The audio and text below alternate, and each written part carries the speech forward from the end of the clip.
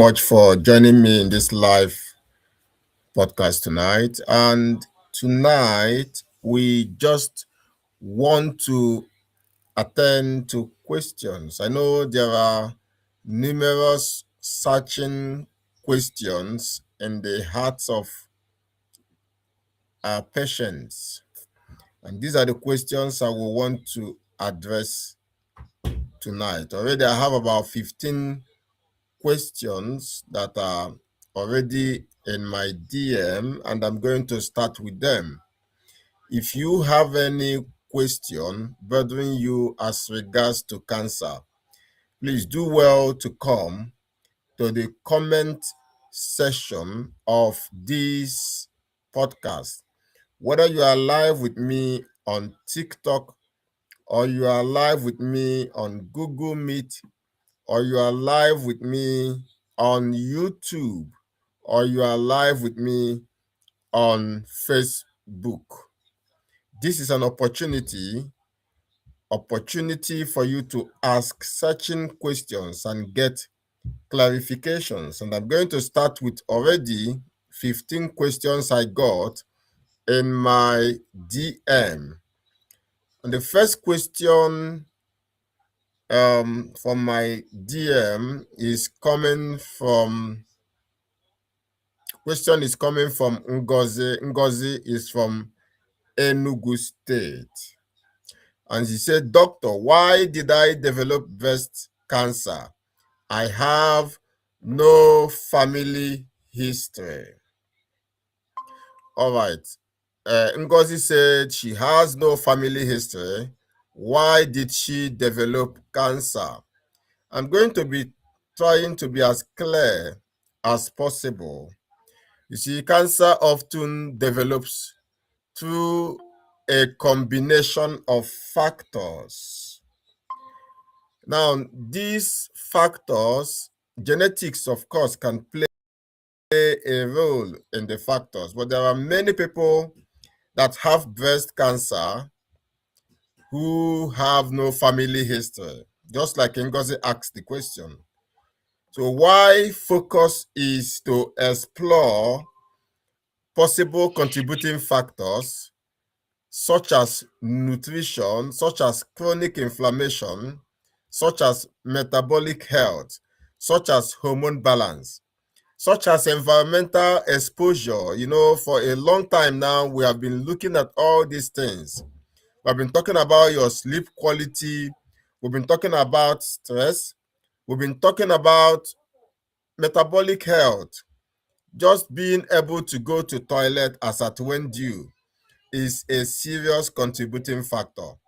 So not just about the BRCA1 gene, not just about your genetic link, not just about your mother or your father having prostate issue or breast cancer.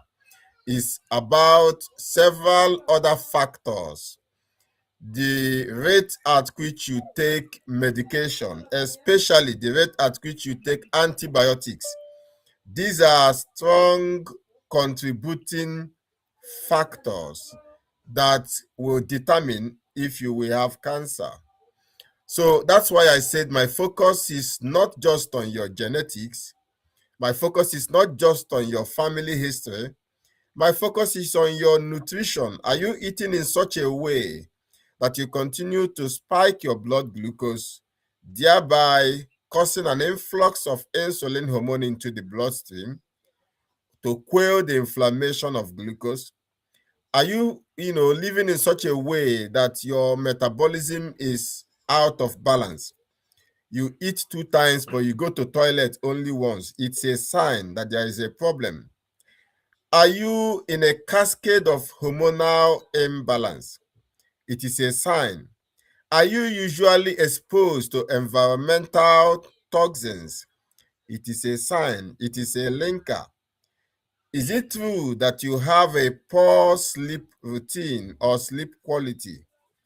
If you don't optimize your sleep, then it's likely that it could be a link to having cancer. Do you live a stressed life? And of course, I know we all do, because we have issues bothering us. So when we are not even stressing physically, some of us are stressing mentally because you are calculating what you are going to eat and what your children will eat. This is enough stress, to create an environment that enables cancer to grow.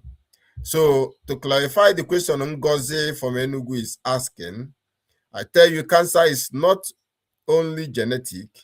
Cancer has several other factors that I have enunciated hitherto. Now, Adeze from Owerri asked a question. He said that she has finished her chemotherapy.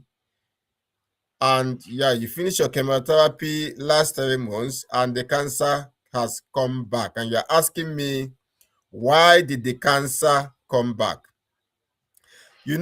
Treatment aims to destroy cancer cells.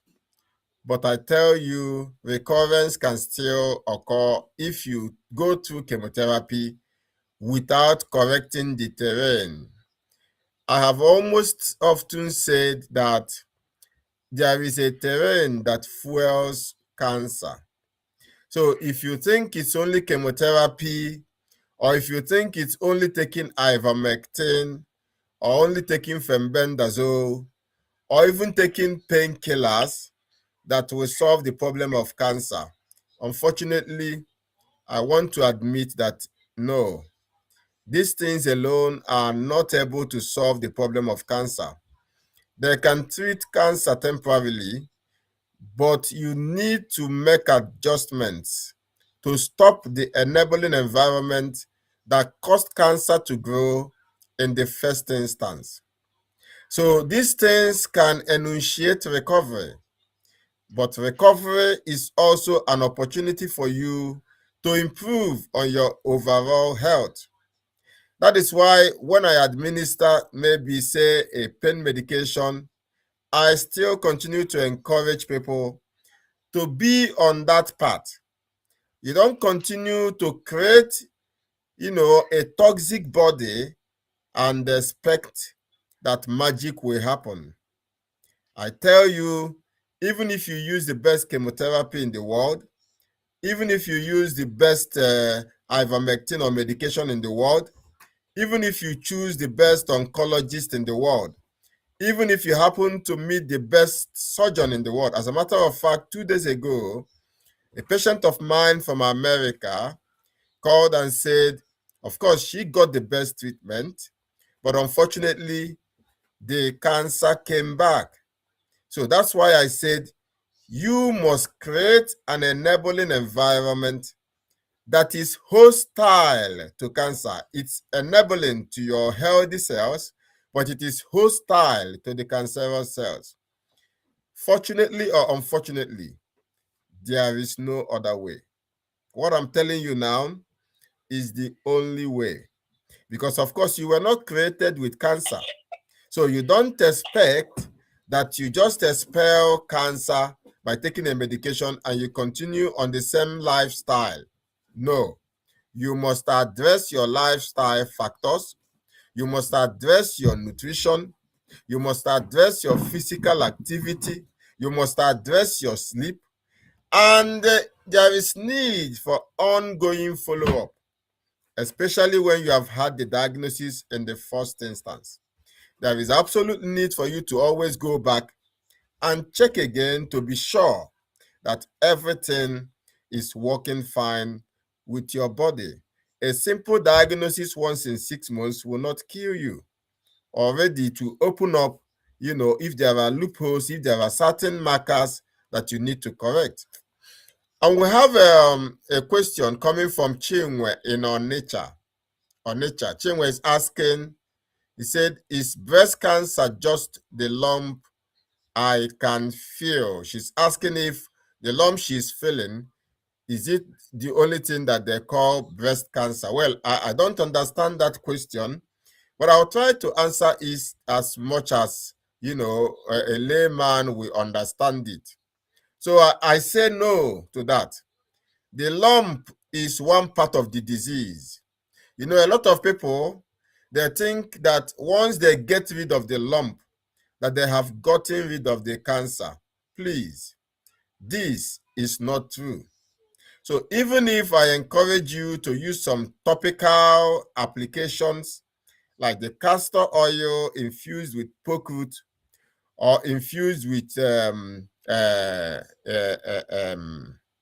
what is it called again? Sulfur dioxide, or maybe you apply castor oil alone, or maybe you use steam inhalation, or maybe you use massage with any kind of cream against the tumor. Even if you get rid of that physical tumor, you did not get rid of cancer. Unfortunately, a lot of our women who have breast cancer, who have successfully undergone surgery, because they didn't change, because they didn't address the things that I am talking about, the cancer came back. In the case of my mother, she underwent radical mastectomy. She had her two breasts cut off. But because we were in the dark as regards to correcting the terrain, after just a few months, we started seeing a growth again in the middle of her chest. And that is cancer. By the time we went back, they say it has metastasized. Why? Of course, she went through surgery. She removed all the lump, including all her breasts. And unfortunately, the cancer is still there lurking. So if you manage to address the lumps by any which way, that does not mean you have solved the problem of cancer. You need to change the terrain that breeds cancer. Breast cancer also affects physical health. It also affects your emotional well-being. It also affects your energy. It also affects your quality of life. But it is important that you don't just focus on treating the tumor, because I am repeating it for emphasis sake, that the tumor alone is not cancer. And I have another question from Ifeoma from Aba, and she asked the question. Please feel free to drop your questions in the comment section. I said we are live on YouTube, we are live on TikTok, we are live on Facebook, and we are live on Instagram. Feel free to drop your questions, because I am, transmitting this through Restream, so I can be able to see all the questions. And like I promise, I will be able to, exhaust the queries you have in your minds, or the curiosity you have in your minds. Informer from Aba is asking that, can changing her diet really make any difference in her fight of cancer? And I say yes. Changing your diet will contribute at least 60%, because I can tell you, diet alone is not enough. I, for one, will not be a party to deception, because I tell you most sincerely, sometimes I shut my doors and I cry for the pains of people that are in my DM that are having cancer. Sometimes I listen again to their voice note and I begin to imagine the futility of life. So I tell you most sincerely, I cannot guarantee that diet alone will cure your cancer. But I can always tell you that you have to do a holistic approach. Diet is good. Diet can contribute 50 to 60%. Diet can support your overall health. Diet can make you feel strong. Diet can make you feel good. Diet can help you maintain your strength during treatment. Diet can improve your metabolic health. Diet can help you rebuild your gut. Diet can help you sleep properly. But diet alone, unfortunately, is not the guarantee, it's not the cure for cancer. So I tell you again, most emphatically, my dear sister, Ifeoma from Aba, I tell you most sincerely, Good nutrition is an important part of overall comprehensive care. There are a lot of people in my DM. In fact, let me tell you what they are going through mostly now is pain. A lot of people, and my DM is littered with cries of pain. Just the way I felt that same night that I went to UBTH Ibadan to, stay a little bit with my mother, the same gnashing of teeth, the same excruciating pains that people there in that hostel were crying of. That is the same pain that I see on a daily basis. So, and these people, I can tell you most sincerely, they are on the right diet, but diet didn't solve the problem. Now, diet can reduce the inflammatory markers, and diet can reduce the pain threshold, but diet is not a holistic cure for cancer. And I will not deceive you because, of course, you know everything I preach is diet, but diet is not enough. That means there are several other things, including your sleep, including your gut health, including your um, uh, the kind of antiparasitic medications that we suggest, like ivermectin, fenbendazole, membendazole, repurposed medications like the berberine, like vitamin D3, K2, like a mushroom complex where you have the reishi mushroom, the chaga mushroom, the turkey tail mushroom. All these things are important. That's why you must have to plan that in your arsenal of treatment protocols, there are several things that you have, not only diet. Diet alone is okay, but it is not enough. It is not enough. I talk from 17 years of experience. And now this is a question from Amaka. Amaka is from Onsoka. Amaka is asking me that she likes sugar. She likes to add sugar a bit in her drinks. And she said, does sugar feed her cancer? Well, again, the answer is yes, because cancer cells use glucose. And they do so, even healthy cells also use glucose. But cancer cells tend to, require more glucose than healthy cells. So rather than, focusing on that food that you want to add sugar in, maybe you are taking pap or you are drinking tea, I always advise, it's not easy for me to come and tell you here that you have to stop your diet. Habit is difficult for people to stop a habit, but it's easier for people to replace their habit with something better.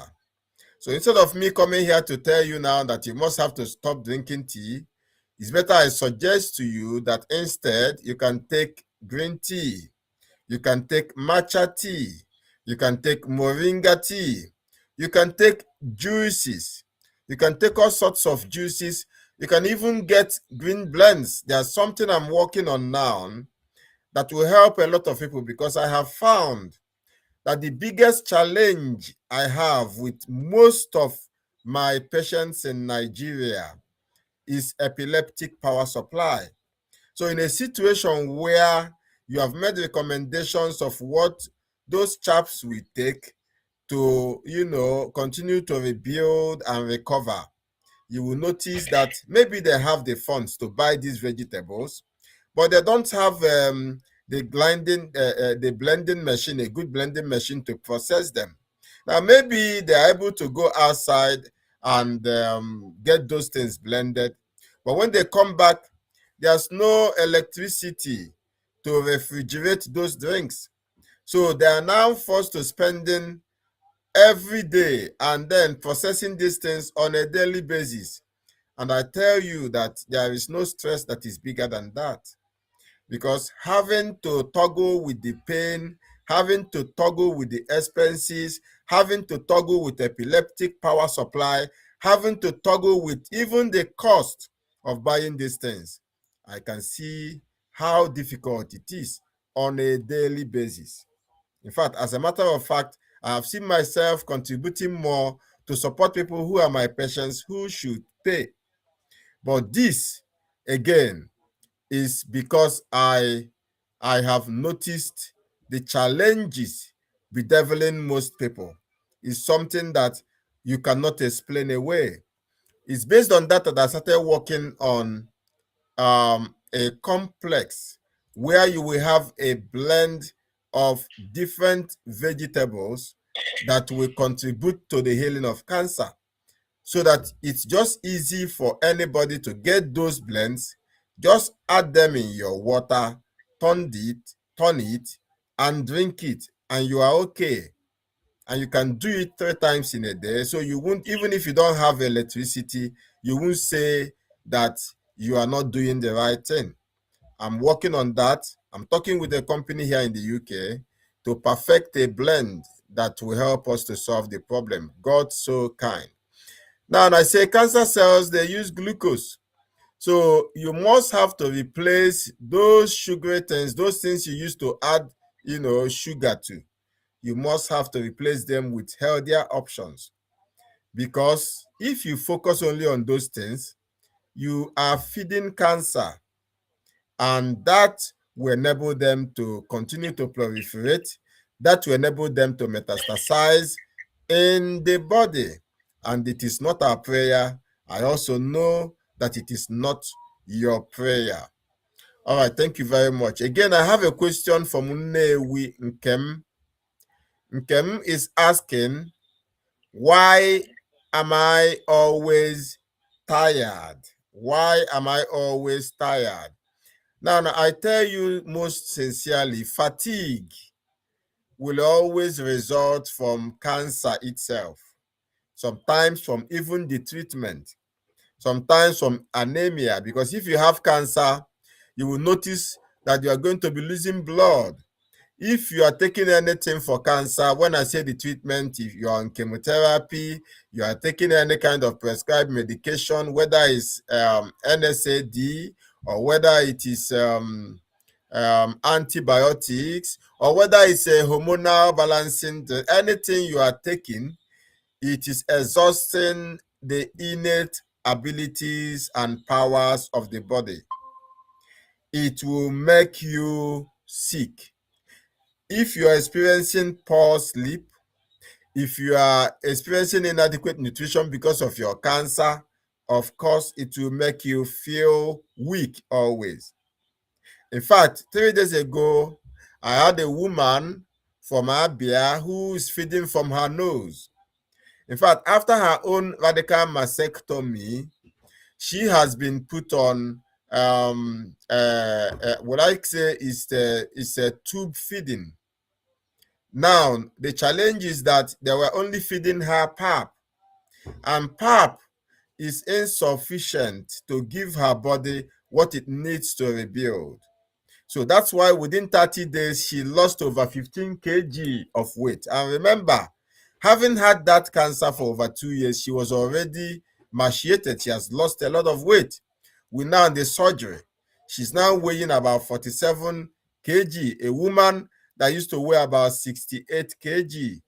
Now you can see she has lost nearly 20 kg of weight since the disease started. So these are the complications that could cause you to be fatigued after cancer diagnosis and treatment. Even emotional stress, having to every time tinker with, oh, why did it happen to me? Every time you are thinking, why is it me that have this cancer? Every time you want to blame the gods, you want to ask certain questions. Why is it me that have the cancer? So this alone, emotional stress alone, can zap up your energy. And again, what makes people fatigued is reduced activity, because you feel dull, because you feel, oh, you can't do anything now.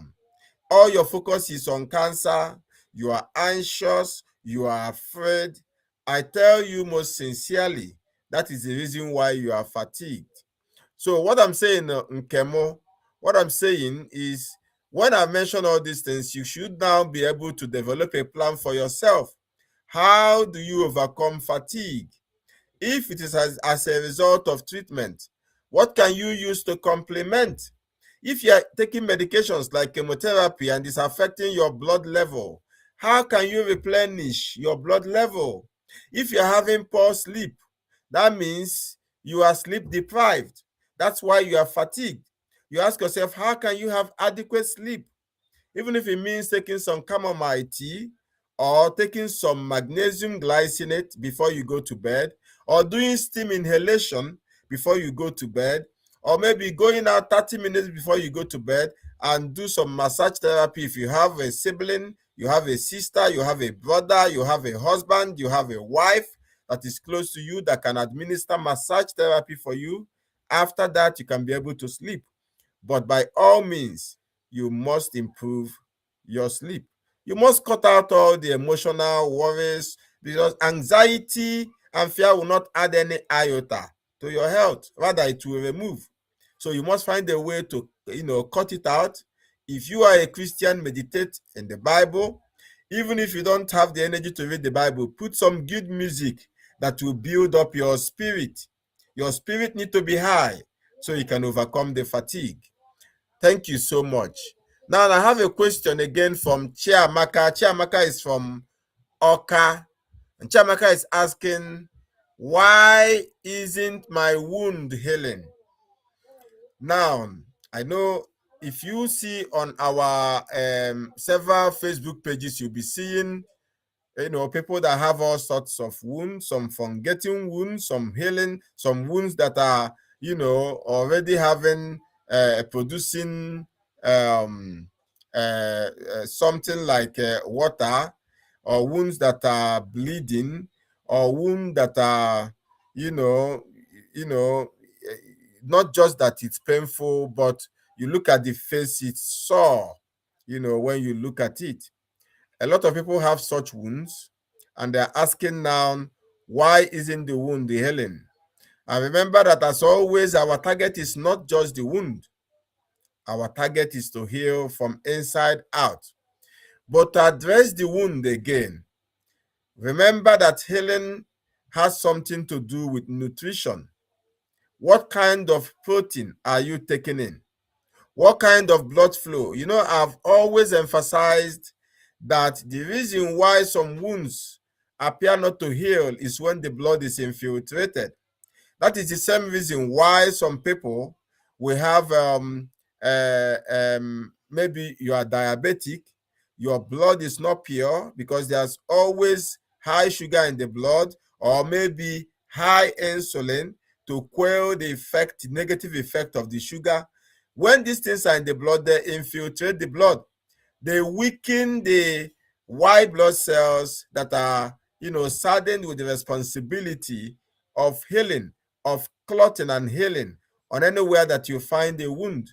You don't just focus on what you apply on the wound. Of course, we have had some suggestions of herbs you can apply on the wound. We have had some suggestions we talked about aloe vera. It's one powerful thing that can help in healing the wound. We talk about very, very pure honey. You must make sure that you get the honey from the original harvester of the honey. Otherwise, I will tell you it's adulterated and it cannot, bring out the same effect.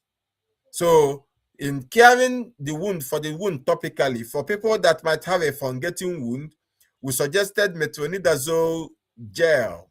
And we also taught you on how you can clean the wounds with saline, because you need to apply the utmost level of hygiene to avoid infection. Because infection can lead to sepsis, and sepsis is even more dangerous than the cancer itself. So, in spite of all those things, what you eat will determine how the healing will happen and how fast it will happen. We talk about the blood circulation flow, the blood circulation elixir, where we mention some vegetables and spices that you can blend together as juice. And I think I posted a sample of it just on one of our WhatsApp groups this evening. There's a long list of things that you can do from there. Please Do these things and benefit yourself. Again, I have a question from Kelechi. Kelechi is from Omwa here. And Kelechi is asking the question, say, why has the cancer spread to my bones? Why has cancer spread to my bones? You know, it's a natural thing for cancer to spread. Of course, because you have blood that is circulating to every cell, every organ, every tissue in the body. And when these cancer cells, by any means, get into the blood, they are circulated to different cells in the body, depending on where they want to pitch their tent. So cancer also can travel through the lymphatic drainage system. Both the blood system and the lymphatic system, these are means by which cancer can spread. But that is why we encourage so much about diet, so that you can have a pure blood as always. And not only diet, but having things in the diet that are anti-cancer, or we can call them anti-carcinogenic. Just this evening, I was advising a lady on the importance of taking carrot juice. I talked about one of the people I learned from, something like 1 decade ago, about 10 years ago, is from Reverend Malcolm. He's a reverend, a pastor in America, who had stomach cancer at the age of 42. Now, Reverend Malcolm started wheatgrass juice and carrot juice, because these things are anti-carcinogenic. So they will not allow cancer to travel easily through the body, because they will fight cancer. And there are a lot of other things like astaxanthin that we talked about. There is the medications we mentioned here, like the ivermectin and fenbendazole. There are several things that we incorporate that are anti-carcinogenic, and those things can support you in stopping the spread of cancer. So it is important to understand that yes, cancer does metastasize because they can pass through your blood and your lymph. But what you do matters a lot. How you live, how you eat, how you exercise, how you imbibe in the several positive markers that will reduce the chances of the spread of cancer will matter the most. Now, I have another question from a lady in Abakaliki. Her name is Oluchi. And that question is, he said, can stress make my cancer to get worse? Yes, of course, though not directly. Stress can make your cancer to get worse, because let us take, for instance, you are not sleeping properly. You are not sleeping optimally. Do you know that it is enough stress in the body? And what will it do? It will raise your cortisol level. If you are not sleeping properly consecutively for 21 days, your blood pressure will change to the negative. Why? Because your cortisol level will always be high. And not sleeping properly will cause the diastolic number. You know, we have the systolic and diastolic when you are checking for people who are hypertensive. So if you're not sleeping properly, it's a sign that you will notice from the diastolic, you see is higher. Something that should be 80 will now be 95 or 110. It's a sign that you are likely not sleeping optimally. Maybe you sleep for 5 hours, 6 hours in the night, and even in that 6 hours of sleep, you are still not getting optimal sleep because your body or your gut is still busy, struggling with the food you ate because you ate late in the night. Or maybe because you ate so much and now you have to wake up 2 or 3 times in the night to go and pee. So you have interrupted sleep. So you don't have a refreshing sleep. So you are going to wind up being stressed. And the more the stress, the higher your cortisol level. The more the cortisol in your system, the more your insulin resistance. And the more the insulin resistance, the more cancer is fueled. Because insulin is a growth hormone. Insulin will be responsible for your fibroids to grow, for your tumors to grow, for your cancer to grow. So whereas sleep will not have a direct impact on your cancer, but it will have an indirect impact, and assuredly it will have an impact. So stress does not directly cause cancer, but in the long term, stress will affect your sleep, your appetite, your physical activity. Stress will affect your emotional well-being. So managing stress is a sure way to improve not just your quality of life, but the speed of treatment. Not just your quality of life, but the speed of treatment. Now, the next question is coming from Ugochi. Ugochi is from Aniri in Enugu State, and she's asking, can my immune system still fight for me? Can my immune system still fight for me? Yes, of course. Your immune system, like I used to say, it plays a pivotal role in protecting your body. I have shared the story of the woman sometime last week, the woman that had cancer, and after chemotherapy, she noticed she now had toilet infection. In fact, they were trying to, in the hospital, tell her that it was not the chemotherapy that caused the toilet infection. But I told her, of course, we are all aware that chemotherapy will weaken your immune system. And when your immune system is weak, then the chances of you contracting even, you know, common infections will be high. That is why people who are taking such heavy drugs, such chemotherapy drugs, they find that they can have opportunistic infection. Because that same woman had two daughters in her house. They are using the same toilet, but they don't have toilet infection. Why? They don't have toilet infection because they didn't take chemotherapy. So their immune system is still relatively intact. So even though in the hospital, she was told it's not chemotherapy that caused it, but I was able to explain to her that indirectly chemotherapy weakened her immune system and she caught toilet infection. And she have daughters in the house and they go to use the same toilet, they don't have toilet infection because their immune system is not compromised by chemotherapy. So that's why I will tell you point blank, your immune system plays a pivotal role in protecting your body. So it will also be there to support you, but you need to build it first. You build it first of all by restoring your gut, because 70% of your immune system is, recreated and trained by your gut microbiome specifically.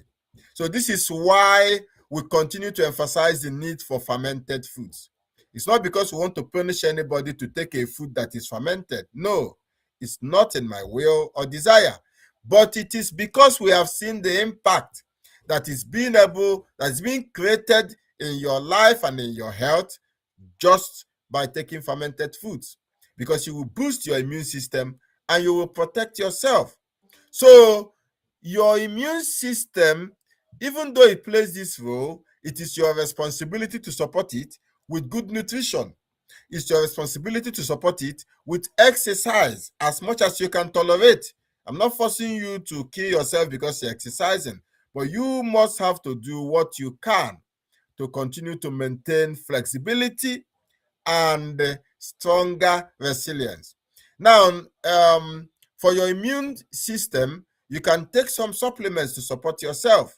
This is where you have vitamin C, you have uh, omega 3, you have vitamin D. Is very pivotal. Vitamin D is very pivotal for supporting your immune system. And remember again, you can take natural vitamin D by exposing yourself to the sun, especially the morning sun. It is a powerful way to be on the path of healing. So please find a way to support your immune system, because it will not only protect you, It will help you to keep afloat. It will help you to have the detective capacity to even see cancer before it forms, and it will help you to recover. Now, we have a question from Fumilayo. Fumilayo is from Ibadan. And Fumilayo is asking, which test should I keep checking? Yes, maybe you had breast cancer or you have ovarian cancer. I don't know what cancer you have for me to be able to say precisely, look at the test that you need to be, taking maybe once in 2 or 3 months, depending on how you feel, because everything again depends on how you feel. Health is felt from inside out. It is you that will know when you are healthy. Remember, our dear sister Ihuoma on the group, you saw the testimony that she dropped, the voice note she dropped on the group, on our Daibo Global group. Even if you hear the sound of her voice, you will know that there is something different. Before now, when she dropped the first voice note, she was crying, and you could sense the pain that she's going through. But now, when you hear her voice, you will know that this person is recovering. So that's why I said the rate at which you go for tests will depend on, first of all, what you are doing for yourself, and secondly, what you feel after you do what you do for yourself. Okay? Because when you are getting well, of course, you will know that you are getting well. When you are improving, you will know from inside that you are improving. So that's where test is important. And again, I've had a patient who, because she had lymphoma, she was at home trying to take care of herself, but not paying attention to some important markers, not checking her blood sugar, not checking her blood pressure, not checking her PCV, her packed cell, her blood cell volume. And at the end of the day, she was noticed she's becoming weak. When she went to the hospital, they said, you are lucky you came here because your blood level is so low. Okay? And there are some people, when you check, you see their electrolyte level is so low. Because sometimes you can become redundant. Sometimes you can, become weak. You will not again have the energy to follow the protocol. That's why I keep advising that you must try as much as possible to find a community that encourages you to do the right thing. Because it's easy for people to sleep. And before you can say Jack Robinson, the person, have lost a lot of nutrients, a lot of electrolytes, a lot of weight, a lot of blood, and what have you. So please make sure you keep up to the plan. And then, sense by yourself, you should be able to put on your detective cap to know how you feel and to continually judge how you feel from how you felt before. Okay? And then be able to know if you are improving or if it's getting bad. And again, always go and check. At least do PCV. Check your blood level, check your electrolyte, check your liver, check your kidney. These things are important. I'm not saying you must have to go for X-ray or ultrasound every day, because of course it's also carcinogenic to have to submit to such X-rays. But you can do it once in 6 months. But most important is the right thing, finding a way to do the right thing. Because at any point in time that you are not feeling the impact of the treatment, that means you need to go back again to the drawing board and ask yourself, what are you not doing properly? Okay? So that is my book when it comes to what you can do, because there's no specificity as to your condition for which you will need the tests that you will be doing. I have another question coming from Yetunde. Yetunde is in Lagos. Now we have a Lagos person and the Yoruba with us, and she said, does sleep really matter? Of course, I've answered the question about sleep here. I say yes. Good sleep will support recovery. Do you know that the major recovery that we have in the body is during sleep? Because that is when all the organs in the body try to rest. That is when recuperation happens. That is when invigoration happens. That is when your recovery happens. That is when hormone regulation, that is when your immune functions properly. That is when your mental, you don't have any worry, not thinking. um on a lighter note, I remember there are some certain dreams that we have when I'm sleeping, and I will touch myself and tell myself this is not, it's not real. I will say, David, wake up. There are certain people that maybe because of too much anxiety, too much fear, when you get into your sleep again, because of that always being anxious, always being afraid, your emotional well-being is affected. So it's very bad to have to go to bed again worrying about, oh, how do you survive this one, or how do you do this one, how do you beat this one. You are causing yourself harm. It is a disservice to yourself. Please, when you go to bed, I advise you, pray and commit your life and everything to God. Thank God. Have a heart of gratitude. Appreciate God that you are alive. I'm not saying you should waive the pain, or you should waive the fact that you have cancer and that cancer requires a lot of effort. But I'm saying that anxiety will not stop the proliferation of cancer. Anxiety is not a treatment for cancer. So that's what I'm saying.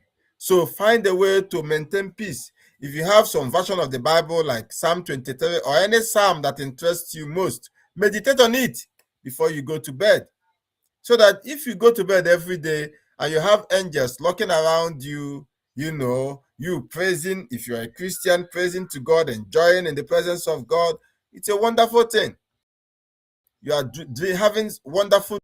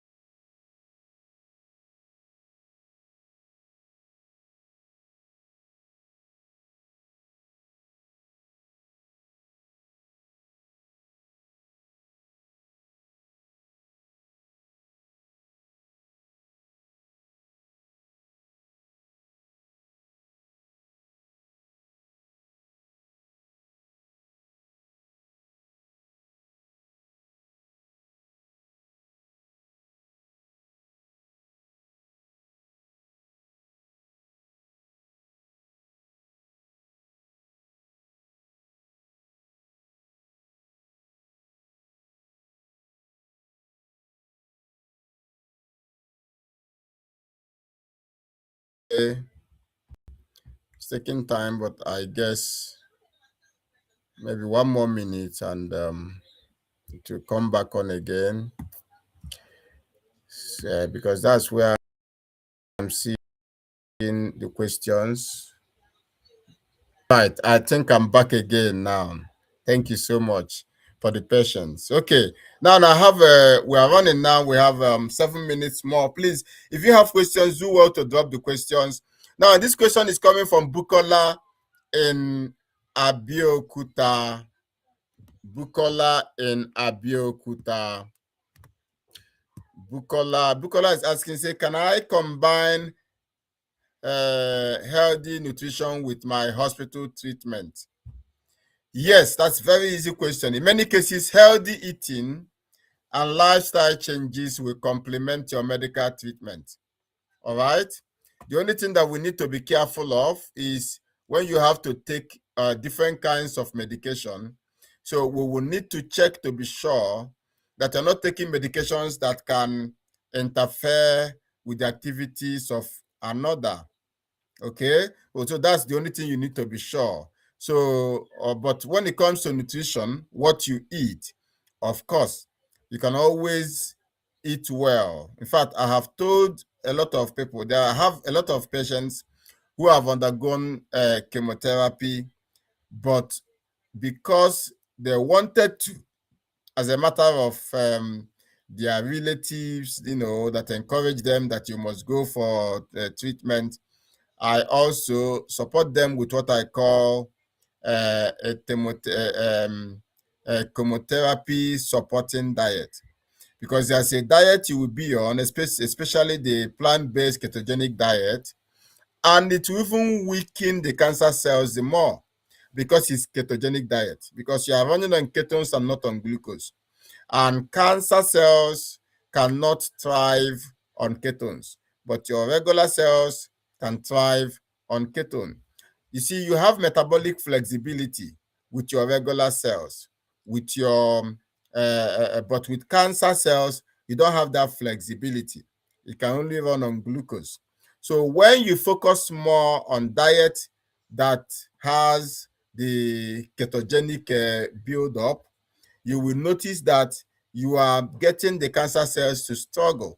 So when you run on that particular diet, or you can even do it with intermittent fasting 2 weeks before your chemotherapy session, you will almost double the effect of the chemotherapy medication, because at the end, the cancer cells are already becoming weak and used up because they are not finding the source of energy. You know what it feels like for 2 weeks if you don't eat? But now, because you are having a targeted approach, you are using the chemotherapy protocol of diet that I recommend, so that at the end of the day, you are empowering your good cells, but you are weakening the cancer cells that are almost always sugar dependent. So in the end of the day, with little dose of chemotherapy, you have a multiplied effect on the cancer. And I've seen this several times. This is pure science and it's not BS. So what I'm telling you is the diet can complement your treatment. It can even improve your treatment. If you're under surgery, of course, you must have to eat a diet that will enable the wounds to heal, because surgery means you're going to be cut open. So you need a diet that can get the wounds to heal. You can't be eating yam in the morning, bread in the afternoon, and maybe semo in the night, and expect to have the same speed of healing with somebody who is imbibing the diets that we preach. It's not possible. It's not practicable. And that is the reason why I say people who are diabetic, their wounds don't heal, because there's high insulin in the blood, there's high in sugar in the blood. So it's the same thing. Whether even if you're not diabetic, or you don't, think you have the diabetic gene, but you are eating the same thing that will get insulin high in your blood or glucose high in your blood, you are impeding healing. There's a lot of things I can talk about this, but we have a very short time. So I believe I answered your question. I have another question from Chioma. Chioma is from Owerri. Chioma said, how can she reduce inflammation naturally? How can she reduce inflammation naturally? Well, inflammation could mean anything, but I would say that you need to focus on the habits that support health. You need to focus on the habits that support health, because there are also inflammatory habits. But all the things we are preaching here, exercise, right nutrition, that is balanced, rich diet, physical activity, you not smoking, you not taking alcohol, trying to maintain a healthy weight. or maybe you not leading a stressful life, because stress is also a source of inflammation. In fact, I managed to be able to come on live tonight because I made a trip to Sunderland. From Dartford to Sunderland is about 5 to 6 hours of driving, and I did that to Sunderland, driving and back again in the last 24 hours. So I'm heavily stressed. And as I talk to you, I can feel the stress. I can feel the inflammation in my body. A lot of people have lost the capacity to feel this inflammation, because some people, every time they have any kind of slight headache or slight heaviness or emptiness or anything, they just go and take Panadol or paracetamol or any kind of medication to quell it. Now, you are trying to reduce the inflammatory fire, but you're not reducing it. You're only numbing yourself so you don't feel it, because it is still there. So instead, what I plan to do tonight is, after this night broadcast, I will go take a hot shower, get onto my massaging machine. After 20 minutes, I go to bed so I can at least get 8 hours of sleep to reduce the inflammation I'm feeling inside as a result of not having appropriate sleep and having to drive for close to 10, 11 hours to Sunderland from Dartford. So that is what you need to do to quell inflammation. You need to address it from the root. And addressing it from the root includes getting rid of anything that are looked at as inflammatory markers: smoking, taking alcohol, eating foods that are laden with preservatives, that is processed foods. Okay? Quell that fire from cutting out those things that cause them, including sugar, and you'll be able to solve the issue of inflammation. Our time is almost off, but I have one more question. And that question is coming from Obianuju. I think that's where I'm going to end tonight. Obianuju is from Olo. Interestingly, me too, I am from Olo. So if I don't answer this question, Obianuju may take me to my Omonna, and my Omonna will excommunicate me from my village. So I have to answer the question. He said, Doctor, what do you mean when you say changing the terrain? Well, this is why I said, you see, Obianuji, very interesting. A lot of people are interesting and they are intelligent people. Thank you so much for representing very well. That question, changing the terrain, I used to say it, and I know you'll be imagining, how can you be saying that you have to change? What is this terrain we are talking about? Well, the terrain, I say, is the internal makeup, the internal activities that happen in your body. And I have likened this terrain to the dirty gutter theory that I used to propose or talk about. That dirty gutter where you have all sorts of flies, bees, mosquitoes, rumigating around it. That dirty gutter is a terrain that is welcoming to those pests, those earthworms, those bees, those flies. It is the dirty gutter. Okay, so it is a terrain that welcomes those things. So if you have a body that can be related to that gutter, that's why you have all kinds of parasites, all kinds of bacteria, fungi, yeast, all kinds of things in your body that ought not to be there. But when I talk about a changed terrain, I am not talking about when you use pesticide or when you use insecticide or when you use any kind of spray, in the gutter. Of course, when you use it temporarily, you will notice that the flies will go away temporarily because of the odor, because of the smell oozing from the gutter. You will notice from the insecticide you will notice that it will scare away all the cockroaches, all the pests, all the ants, because if they remain there and continue to breed those things in, they will die. So they will have to run away to save their lives. So, but over time, when all the pesticide smell goes away, the natural oozing smell from the gutter, dirty gutter, will come back again gradually, and it will again attract all those bees, all those mosquitoes, all those ants, all those pests, and they will come back again. You see, the challenge is that the terrain of the gutter intermittently when you used the insecticide, you chased away all the pathogens. But when the insecticide activities clears out, the pathogens will come back. So when I talk about changing the terrain for cancer, if you have your body and your body is infiltrated with lots of metabolic waste, with lots of residues of medication, with lots of preservatives in food, lots of sugar, lots of insulin, lots of cortisol, lots of things that are markers of ill health, they are in your body, in your blood. That is a fermenting ground that is welcoming for cancer. But when we say you need to change the terrain, it's because you need to cleanse your body of the metabolic waste, of the drug residues, of the constipation that you have in your gut and in your bowel. You need to clear all the inflammatory markers, all the toxins in the foods that you are eating, in the air that you breathe, all the infiltrations in the blood. Because you are not sleeping properly, your blood has so much cortisol, and which now has so much insulin, and it causes a change in your viscosity. So your body is now welcoming of cancer and tumor and all sorts of disease. But when we say we want to change the terrain, it is because you want to build the healthiest internal environment. It means you are detoxifying and you are nourishing. So changing your terrain is more like adding the nutrients and removing the toxins in the body. Add nutrients, remove the toxins.